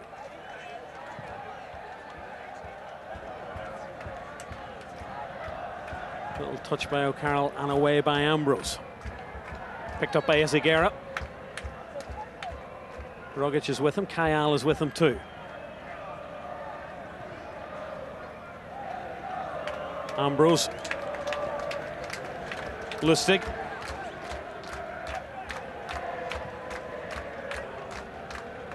And this is Celtic keeping possession. 3 men in the penalty area. Brown's arriving as well. And Catney did just enough. Johnson. O'Carroll's the man furthest forward in a red jersey. Boyce, who has worked his socks off this evening, Chris Morgan. Yeah, he has, and he's a little bit unfortunate there. I think he might have been fouled, but I think every player for Cliftonville has worked very hard. And this is Stokes. McGeoch back to Stokes. Could this be number 4? Is there anybody there waiting to apply the finishing touch? No. Cal, hint of a bit of arm on that, but Rogic, he's lively. Shot straight at the keeper.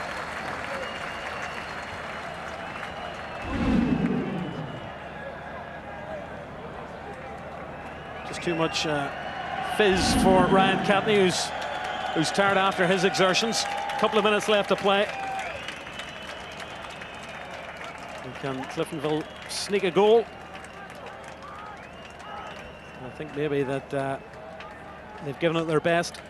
They've had a couple of half chances, but Celtic's attitude, their work rate, their class, their physical might is told in the end. Yeah, and their preparations are going to be better than Cliftonville's. I mean, it's a part-time team, and you throw all those factors into it.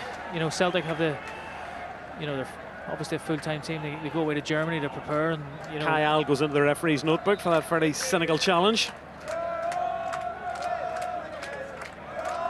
silly yellow card. Yeah, at this stage of the game, you know, it's something that he probably doesn't need to do, but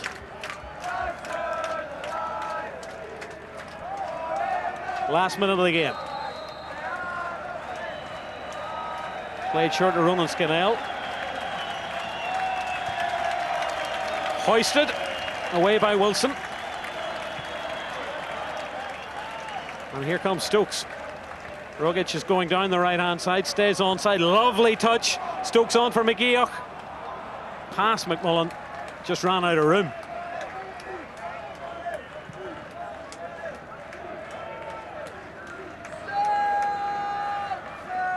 Great control by Jeremy O'Carroll. O'Carroll gets the ball back. Little touch by Boyce. As the board goes up, tell us there are 3 additional minutes to be played.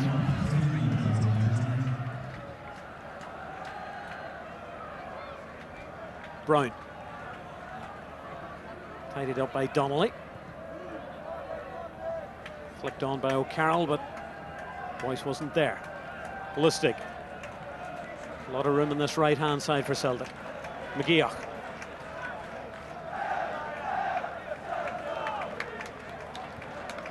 Rogic. Well, he left it for Stokes. The Australian picks it up now. Tony Watt. Good save, Devlin. Stokes. Back to Watt. Looking for Stokes.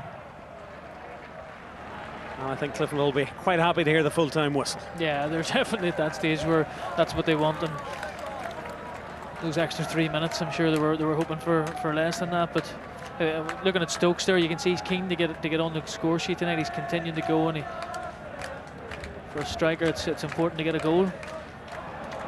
Don't think he's going to get a chance to put that into the net. Ronan Scannell was too cute for him. Away by Devlin. O'Carroll tussling with Lustig. Kyle, the only Celtic player to be booked this evening. Scott Brown. Is it Garrett? Watt.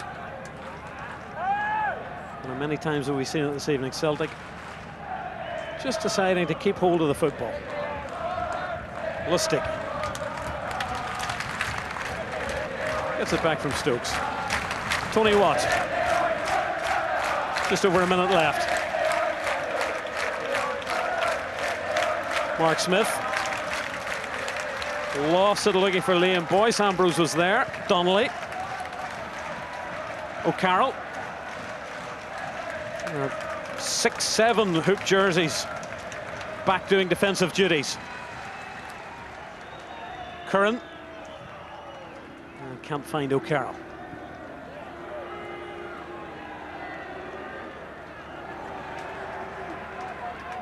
So history made this evening, but no upset.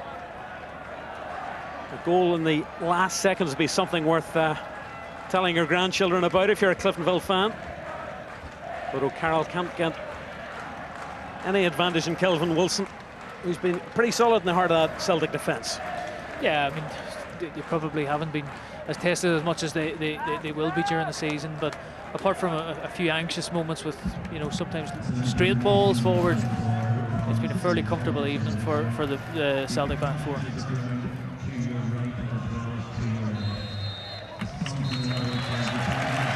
There's the blast of the referee's whistle. The first ever meeting of the Scottish Premier League champions and the Irish League champions has ended in a victory for Neil Lennon's side by 3-0. First half goals from that man Lustig, and another strike by Georgios Samaras and James Forrest in the second half, getting the third. And they talk about potential banana skins. Lennon's men avoided it completely, and they will find themselves, barring an unbelievable result in Celtic Park next Tuesday night, they'll find themselves in the draw for the next qualifying round after a brave effort by Tommy Breslin's men. Chris Morgan, final thoughts. I think Cliftonville can be happy with their performance. I think most people expected, you know, a Celtic win on the night. Cliftonville would have wanted to keep it a little bit closer, but it's been a fantastic occasion, and when you win the league, it's unlikely they're going to progress too far in the Champions League. So get the best possible draw and make the most amount of money is how Cliftonville might look at it. So a good night all round, I think, and Cliftonville can be very pleased and proud of their performance. We wish Cliftonville well next week. Linfield and Derry City in action tomorrow night. We wish them well as well. But a little bit of history being made here at Solitude. Mikael Lustig with a headed first goal. Smiles all round. Tommy Breslin applauds the home fans. What an occasion, what a night.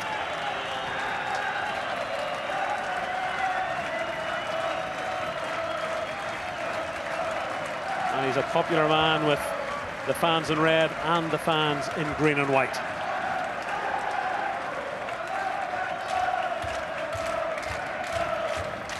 The Neil Lennon smile says it all. It finished here at Solitude. Cliftonville 0, Celtic 3. Jim Magilton and Frank McAvenny watch what in the end was a very comfortable win for Celtic, Jim. Yeah, attitude spot on. Scored some great goals. You know, it was important that Celtic came here and approached the game in the right way, and they did that, and they got their just rewards. Entertaining game, both sides played some very, very good football. Cliftonville on the night gave everything they got, but they just lacked that cutting edge, and but should be very, very proud. Second half could have been a difficult night for them, but Tommy Breslin obviously did his work at half-time, and they deserve immense credit for that. Frank, when was the last time you saw a set of home fans lose 3-0 but still look pretty happy at the end? Yeah, I know, it's a special night considering everything. You see Lenny there, he's a happy man. Very proud to bring, as I said before the game, very proud to bring the team here for a competitive game.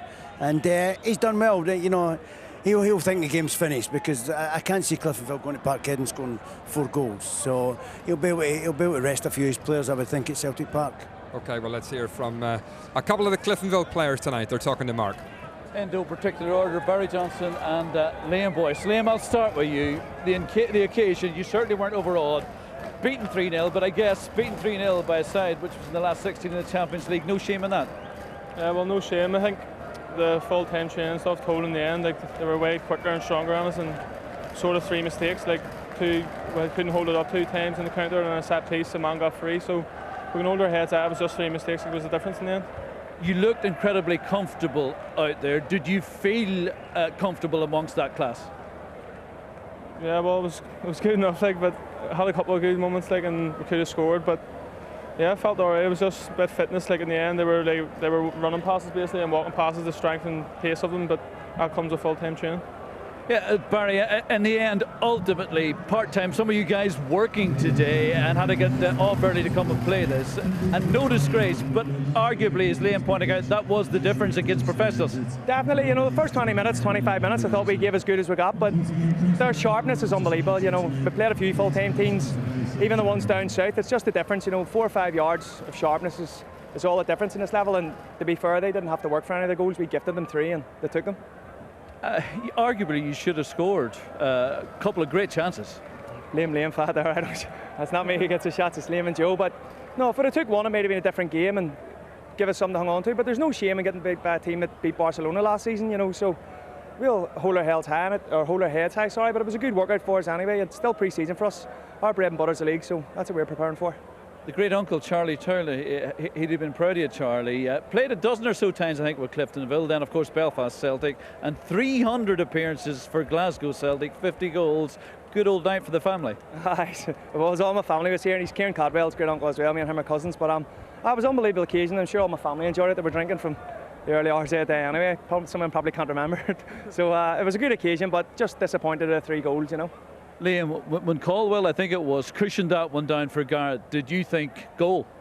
Yeah, well, I thought we had another goal as well, where I cut in and played one to Joe. I thought, knowing Joe, he scores a first touch every time, but just sort of got stuck under his feet and they made a good last-ditch tackle. But the one, I think it was Mark, was told touch it down to me. I think it's a good block, like last-ditch tackle again.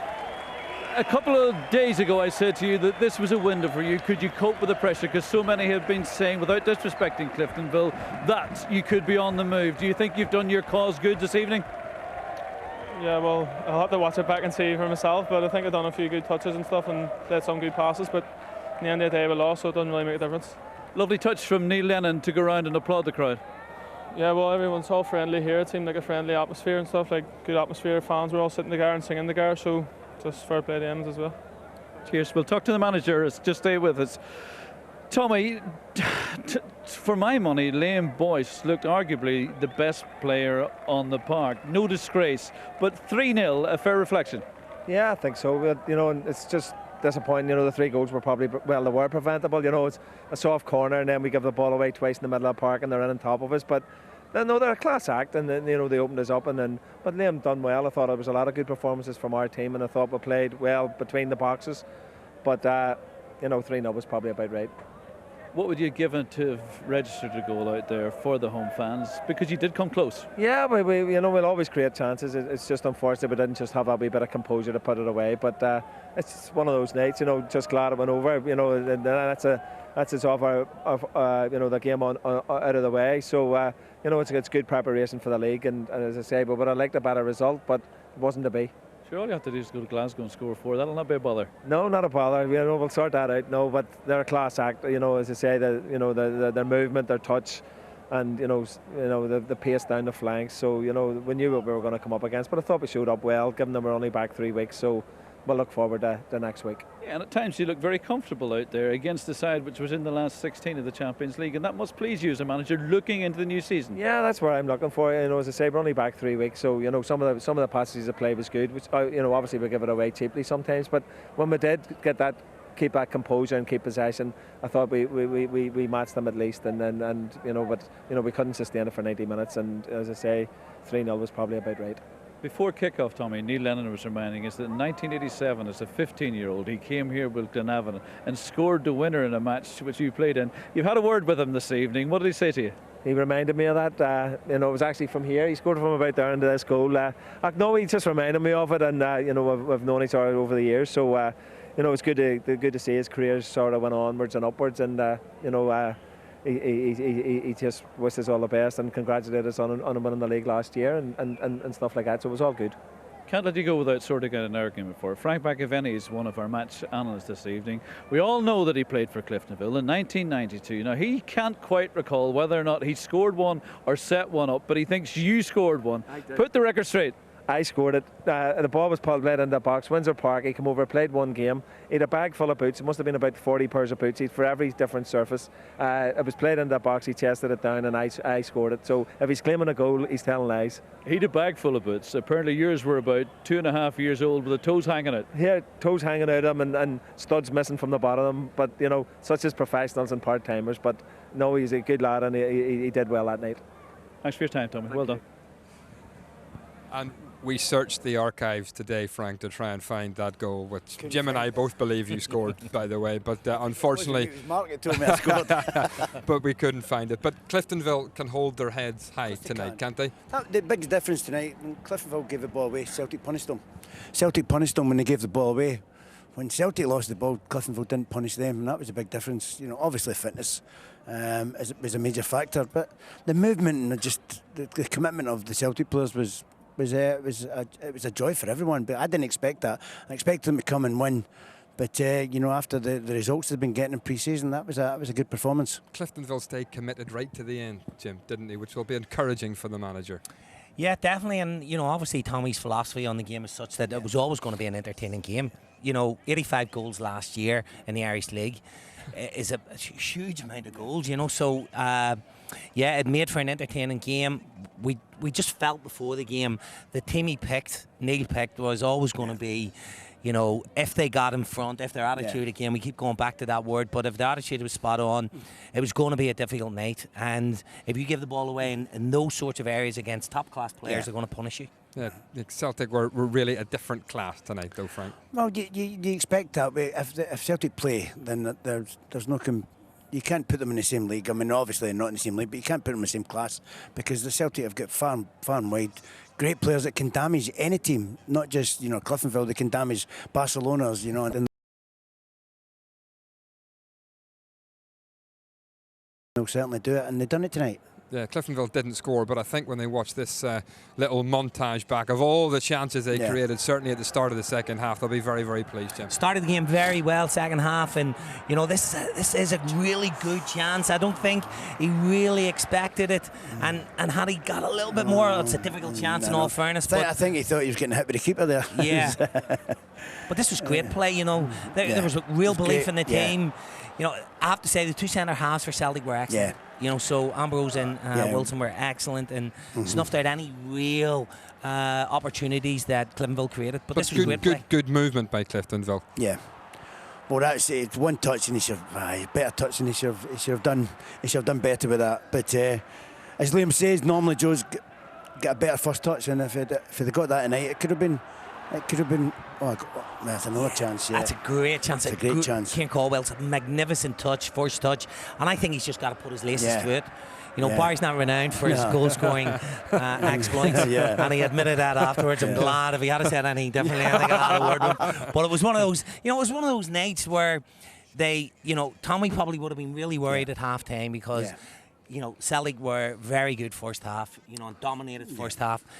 He would have been worried at half-time, but obviously, you know, the resilience in his team, you know, they're not champions for nothing, you know, and they came back and they showed that willingness to get back into the game, and they deserve credit for it. Frank, Celtic give Cliftonville no time on the ball, no, they don't. Especially the two guys up front, Boyce and Gormley. Well, as they say, it's still pre-season for most of them, but it's the Champions League game, and he would have got them sharp and just getting them as soon as they get. Don't let them give time on the ball, because you give people time on the ball, you know, they can become good players. And if you put them under pressure, then we'll see how good they are. And unfortunately, they didn't stand up to Cliftonville. And after a disappointing, you know, first 4 games of the season, conceding 12 goals, will Neil Lennon be a lot happier tonight with that defensive performance? Of course, that looked like a team that that's not the kind of teams he's been playing in pre-season. So everyone's been getting a game. And it looked at, you know, we were talking about it before the game, and as soon as we seen that team, you know, it was a worrying sign. It was a worrying sign. Yeah, I could play against your Barcelonas and that. Yeah, definitely, and that could be a starting 11. Yeah. So you know, again, the build-up to this week was all about him not taking this lightly. Well, he proved that with his team, and that is credit to Cliftonville. Yeah. You know, because they posed a threat. This was, you know, the momentum in football is massive. Yeah. And they had built up this momentum. As I say, there was this emotional, you know, wave all around Solitude on the night, and there was expectancy. You know, Cliftonville expected to give Celtic a good game, but they were very professional and came and did a very good job. Okay, well, let's see how much the Celtic manager, Neil Lennon, enjoyed it tonight. He's talking to Mark. The question for Stephen Watson was, how much did you enjoy that, Neil? Immensely. It was a great thrill. Yeah, a real privilege to be back here, you know, with Celtic, and the atmosphere, the occasion was fantastic, but obviously we had a job to do and we did it very, very well tonight. Yeah, 3-0, you've got to be happy with that, and arguably could have been more. Yeah, I mean, we've hit the woodwork, I think, 3 times, so it was important we started the game well. We did. We played with real intensity and moved the ball very quickly, and James, being a great outlet for us at times, caused them real problems with his pace, and I felt if we got the first goal, which we were fortunate enough to do, then you know, we could kill the game off, and we did that just before half-time. And the difference, arguably, part-time against professionals there, because at times Cliftonville did play some very fluid and impressive football. Yeah, I mean, I think their reputation has been built on that over the last couple of seasons, and they had a fantastic campaign last year. I was very worried going into the game, you know, a lot of people talking negatively about our pre-season, but you know, the players performed very well, the attitude was great, and I think they enjoyed the occasion as well. You've been saying pre-match that you felt, given that you were last 16 and given that 7.5 weeks ago you were playing in a cup final, that this had come too early for you. But with hindsight now, maybe this will bring you on, or do you still feel slightly aggrieved? No, I feel aggrieved, but that's just the way the rules are, and it's a very difficult thing to do. It's a balancing act, you know, between trying to get your preparations right and players in good condition and ready for match practice, and trying to qualify for what's arguably the biggest tournament in football. Pre-match, just thinking about a few of the Cliftonville players, not least Len Boyce. How did you assess his performance this evening? Because he looked incredibly comfortable at this level. Well, technically he's a very good player, and a lot of Cliftonville's good work comes through him. You know, the way he can hold the ball up, and he's very strong. But you know, that back four I had out tonight is, you know, played a lot of Champions League football. It's very quick, you know, and they're good athletes, and I think they cope very well with him tonight. Thanks for your time, Tom. Thanks. Frank, do you think that Celtic should be in the competition at this early stage, a round earlier than last year, of course? Unfortunately, it's just the state of Scottish football with the international team. I think it all gets dropped down the ratings, and it's something that I'll never understand. But I just think when you get to the last 16, you shouldn't be playing. You know, I think Neil's right when he says that. It's that you playing the last 16 kept Scottish football alive, as I've considered last year. And they're starting so early. They get 3 weeks holidays, and they still give them stick over there because some of the boys wanted to go on holiday. And they wanted to go on international duty. I'm thinking they've only got 3 weeks off, you know. It's to try and keep everyone happy, and that's why Neil's not happy about it. But how I can understand. With 3 weeks off? I think I may have been injured for a couple. Jim, did you just sense there that Neil Lennon obviously talking about all the hype and the build-up to the game, and he was a little bit wary, and he will be a tad relief tonight as well. Yeah, most certainly. You know, he's coming back home, and he understands that there's a certain amount of pressure once you come over here, and he recognised that, realised that. He came here with a very young reserve side not so long ago in 3-2-2, and he got a bit of stick that night. So listen, his experience, he's just becoming a very, very good manager. He's a very composed in front of the cameras, and he's dealt with a lot of media, both good and bad. And I think he's done himself, a great deal of good. You know, and tonight was a very difficult experience because of the fact that Cliftonville had just won the league, and the whole build up to this game, there was a lot of the circus surrounding the game, and I say his players went out. I think he just made sure there was no slip ups. That's right. A couple of years ago he might have put a couple of the kids in, and he was just making sure there's no slip ups. They've got to get to, as he says, the biggest tournament in world football. And do you see him maturing of course I do, into a great manager? Yeah, I do. I've seen him. He's only kicked about 10 buckets this pre-season. No, of course, you could tell he's just maturing, and he's growing into it. And the backroom staff as well, and everyone's gave him a chance, and he's becoming a very good manager. Two, I suppose, really standout players for Celtic tonight, Forrest and Stokes. Let's talk about Forrest first. Had a few chances. One in the second half, and got a good goal as well. He did, and pace. It's very difficult to defend, and and this that was easier composure. Actually easier than the goal he scored. But when you have that sort of outlet and you have that sort of ability, they're going to try and get the ball to him as often as he can. Connor will be disappointed it gets done on his near post, but and saying that, when you're direct for a defender. It's so intimidating when you get someone who's running directly at you, shifts the ball so quickly, and has that sort of actually the directness. two of them he should have put across the keeper. As a striker, you put it across the keeper, and it's hard for him to get down. He's tried to put it in the same corner twice. That's the keeper will have nightmares about that. But perseverance, he's done well. He's a good game, James. I thought he's. Considering he's not played a lot. Stokes at Celtic has had a bit of stick, hasn't he? Well, he's brought a lot on himself, hasn't he? But to me, he's probably the most skillful striker we've got. That's for sure. And I've always rated him. I've always wanted him to get a new contract. So he's hoping that he can, tonight's performance, maybe please the fans. You always feel that when he really is on top of his game, or when he really, really fancies it, he's a really good player. Yeah, of course. And he's always had that reputation. In England, he started off at Arsenal as a young boy. They had high hopes for him. It didn't materialise, so he went. He's gone up to Celtic, and you're waiting for him just to really blossom into the player that we all know he's capable of. He was busy tonight, wasn't he? Keen to get on the ball. I think he may have been happy because he's, everyone knows Hooper's gone, so he's looking. He's wanting that position. He's wanting that position on his own. And he looks so comfortable on the ball, and he's so skillful.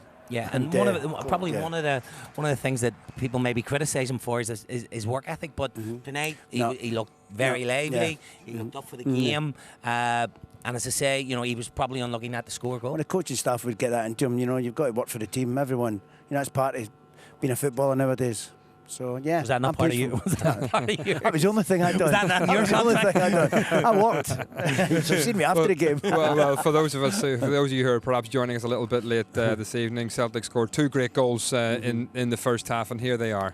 Yeah, great delivery from Chris Commons, and there's only really one winner there. Once he makes his run, he's 6'3" or something, and once he jumps, that's him. Yeah, it's a great header, and obviously there's been a bit of a mix-up, Connor, thinking that he's going to come and get that, but Lustig goes and attacks the ball. It's a fabulous you probably header. find the keeper shouted at his ball, and he's got in front of him. So I mean, to be honest, Cliftonville done well. The passage of play was great, and Celtic was. Well, that's a magnificent turn with Samaras. He should do that a lot more, though. That's my biggest gripe.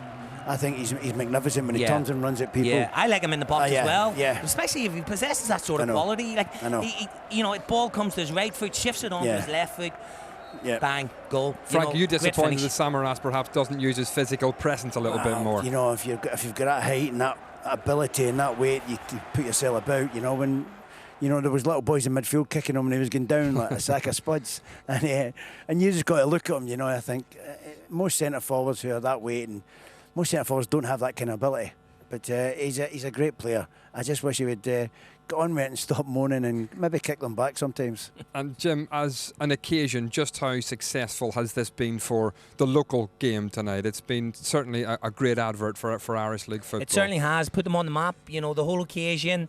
Again, the chairman, Gerard Lawler, and Cliftonville deserve immense credit for this. If you look at the atmosphere within, if you felt the atmosphere within the ground, the players certainly didn't let themselves down. They were a credit to the Irish League, and they get the opportunity. They deserve the opportunity tonight. They'll go to Parkhead and they'll present again. There'll be no fear factor. They'll go there and enjoy it because it's a big stadium. They've nothing to lose, have they? Most of them probably been there on the terraces.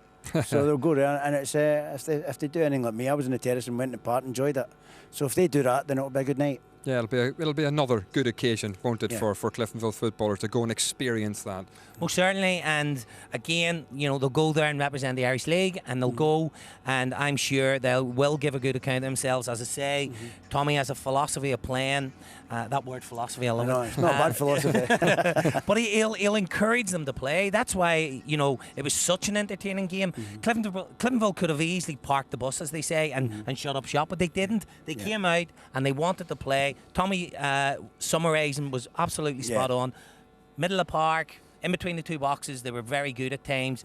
Just lacked the cutting edge. And Jim, just before you go, you're here tonight, double jobbing, of course. Not just as our pundit, but you're the new IFA Elite Performance Director as well. A job you're thoroughly looking forward to, I'm sure. I am. It's a big challenge, but exciting. It gives me an opportunity to work with the best young players in Northern Ireland and hopefully use my experience and knowledge and maybe get one or two that we can bring through and hopefully give them a clear pathway into professional football.